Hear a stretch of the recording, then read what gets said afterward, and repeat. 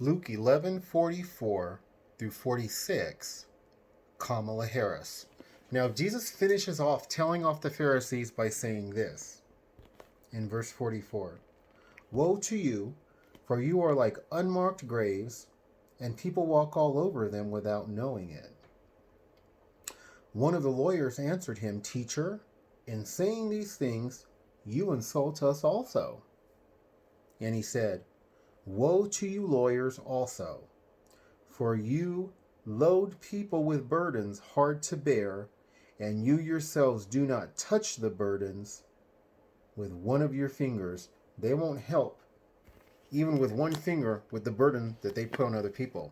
And I bring this up with Kamala Harris because when she was appointed Attorney General in California, she tried to enforce a law that said if your children ditched school or truant too many times, the parents have to spend time in jail.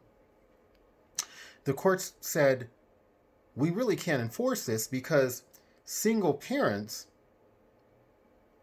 are going to have nobody to look after their kids. Here is a black woman, Kamala Harris, trying to enforce a code that harms black women more than anyone else, because in California, and I think nationally, something like 70% of African American households, they are headed by a single black woman, single income. So if they have to go to jail because their child is truant, that means none of the siblings have someone to look after them. And if depending on the job situation, they can lose their job and you can tear apart families. The courts were telling her, you cannot enact this code. And she refused to undo this. She was putting a burden on black people. Her as a black woman was doing this to other black women. And eventually the courts just struck it down. I believe the state Supreme Court struck it down.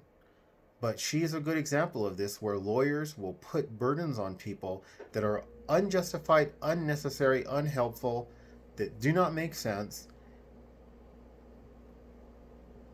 And it's unfortunate. Help my humble channel grow.